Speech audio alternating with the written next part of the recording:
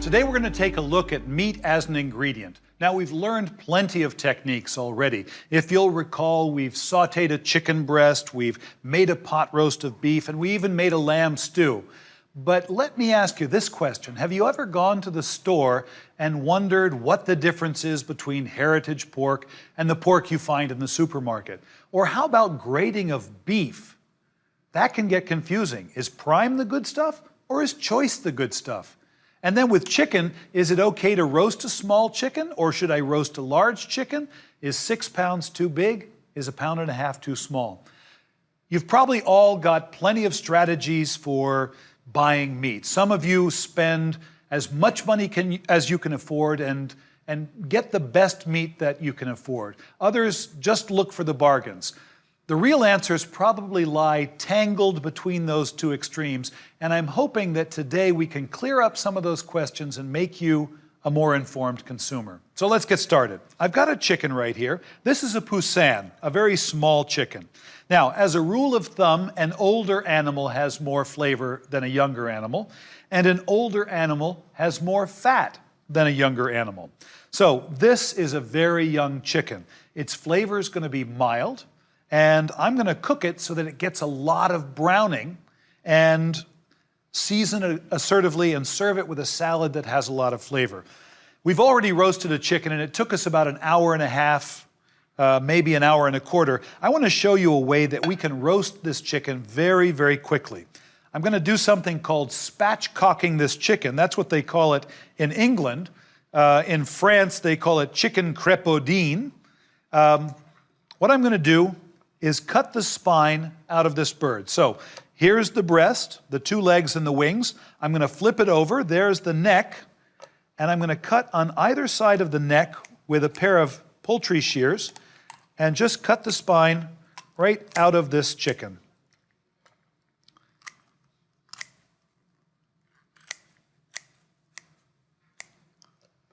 There's a little bit of extra skin here that I'm not going to need. I'll take that and get rid of it. Now I can open this bird up and I'm looking at the inside of the keel bone or the inside of the breastbone. I'm going to take my knife and cut the cartilage closest to the wings, just like that, and then glide my knife just over the top of that bone. And if I bend it back, what you'll see happening is the keel bone will almost pop out. And you just get in here and peel it away, and the bone broke into 2 pieces, and I'll tell you why. This portion of the bone right here has already calcified. It feels like a bone. This portion right here is still cartilage. As this chicken gets older, those 2 pieces will fuse together, and the whole thing will stop being cartilage and start becoming bone. This is an indication of how young this bird is. With the breastbone out, take a look. This chicken lays nice and flat. And if I was roasting it, it would take a long time to cook, but because I'm going to roast it flat like this, it should cook very quickly. I'm going to take the wings and trim those off as well at what I call the elbow. So here is what would be the shoulder, the elbow, the wrist, and that is the hand. There's a sweet spot at the joint, and I cut right through there, and that comes out. That is a spatchcocked chicken, and I'm going to cook it skin side down. I'm even going to put a brick on top of it to weight it down against the pan so that the skin gets nice and golden and crispy. I've got a pan that's pretty hot already. I'm going to turn it up nice and high. I've got a brick here that I covered with foil, and I've had it in the oven for a while at 475 degrees, so it's hot already too. While we wait for the pan to heat up, I'm going to season this chicken with salt and a little bit of pepper. We'll flip it over. More salt, a little bit of pepper, and I'm going to put just a splash of oil there and the balance in the pan. I'll just rub this oil into the chicken. And as I look at this, the thickness is such that I anticipate maybe 20 minutes, probably closer to 18. It's going to cook very, very quickly. So It's not going to be in the oven for a long time, so the oven needs to be turned up pretty high. If I want to get browning, because it's not going to be in there for very long, high temperature. I'm thinking 475, 500 degrees.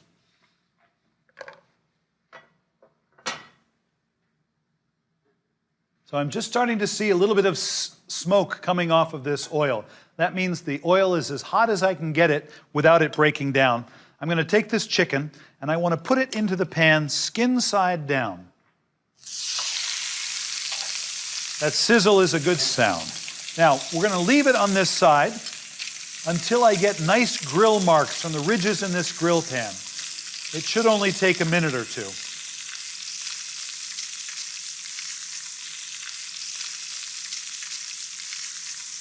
All right, let's take a look at this bird. As you can see, there's some nice color beginning to develop on this bird. I'm going to turn it 90 degrees. And so that it stays in close contact, I have this brick that I have wrapped in foil, and I put it in the oven. It's pretty hot, and I'm going to put that right on top of the chicken to hold the skin in close contact with the pan below. This is going to go into the oven at about 500 degrees, and it shouldn't take more than 15 to 18 minutes.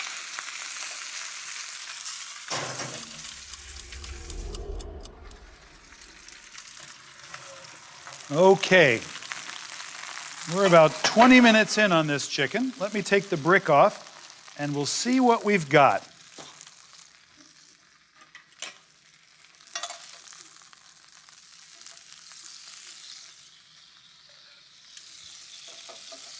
It's not a very large bird, and so I could serve this as a portion, but more realistically, I think if I cut it in half, right where the keel bone used to be, and then think about separating the leg from the breast,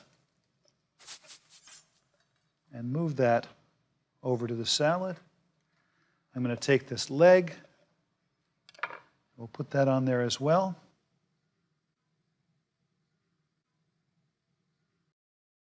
In just 20 minutes, using the technique of spatchcocking, I have a meal ready to go on the table. That's a great technique.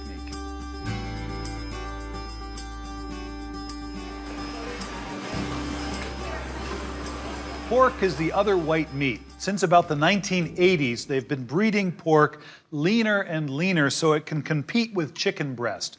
Now, they've done a pretty good job. Pork is a fairly lean cut of meat.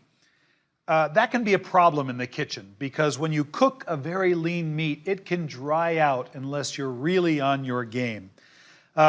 Recently, heritage pork started to reappear, and you ask yourself what that's all about. Well, pork is not graded the way beef is graded. It's not graded prime or choice, and so consumers have no way of understanding pork and what quality looks like in pork.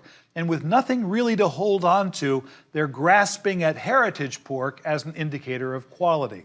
Heritage pork typically grows more slowly and likely puts on more fat, and it's entirely possible that it tastes better, but it also costs a lot more. So what can we do with the pork that we buy from the supermarket? Well, I'm going to show you how to make a brine today. And a brine is nothing more than a salty liquid that we use to soak this meat in. I've flavored it with a number of different things, and let me walk you through this very, very quickly. I took water and I put it in a pot on the stove. I added salt, and I balanced the saltiness of that mixture with some sugar, just the same way bacon has salt and sugar in it. And then I added fennel, Pernod, which has the flavor of fennel in it, fennel seed, and fennel tops. And that's what I have here. Once it came up to a boil, I chilled it down, and when it's cold, it's ready to accept the meat that you want to brine. Now, how quickly does it take brine? Well, a thick 2 or 3 inch pork chop, I guess this is about a 2-inch pork chop, may take 2 full days to absorb the salt. But what happens little by little is that nature abhors unbalance. So with more salt on the outside and less salt on the inside, salty water will start to flow into the cells of the meat and it will become plump. it will gain about 10% in weight. Now, what does that mean to us? Well, the seasoning will go into the meat, so we get more flavor. The salt will inhibit the protein from clenching up so tightly when it cooks, so we'll have a piece of meat that is more tender. Because it has extra moisture in there, you can expect that this meat will be juicier, and I think all of us like juicy meat. And then finally, this meat, even before we cook it, will last longer because the salty environment is not friendly to bacteria. So I'm going to put this right into the brine, and that would have to soak for about 2 days. It should go into the refrigerator and stay nice and cold.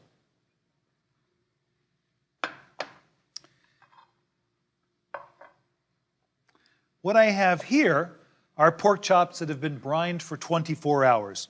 And if you take a look, I cut them a little bit thinner.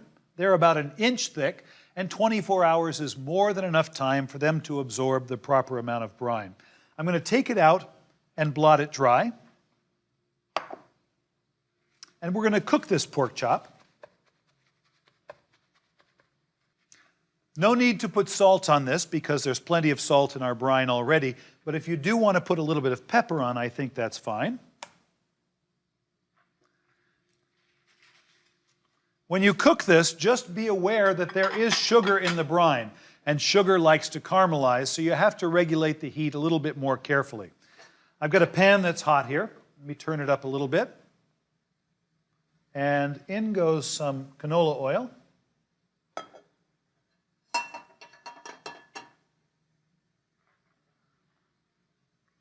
The way I'm going to cook this brined pork chop is start it on top of the stove. I'll brown it on one side, then I'll flip it over, and we'll put the whole pan in the oven. So you can imagine this sort of a mixed technique where we saute, flip it over, and pop it in the oven and get it off the stove. This is oftentimes what you will see happening in restaurants where they have to do a lot of work on the stovetop and they can't afford to cook things all the way.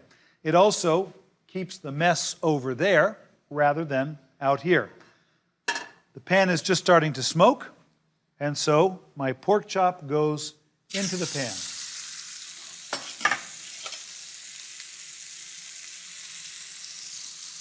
I'll turn the heat down just a little bit because I know that this has sugar in it. And when meat first hits a pan, if it's a little bit wet, it will stick, but as it begins to dry out, it will free itself. So don't fuss with it too soon. This pork chop is about 1 inch thick, and so I would say that it will take about 8 minutes to cook. I've got the oven set at about 450 degrees. It should be ready very, very quickly. Okay, you can see that we've got a little bit of browning there. That's the sugar. I'm going to take this and pop it into the oven. 8 minutes ago, this went into the oven, and now it's done. I'll show you a quick little trick. This is very popular in restaurants where you take just a piece of whole butter and a branch of thyme, and you add it to the hot pan. And as it cooks, you can baste this piece of meat with just a little bit of flavored butter.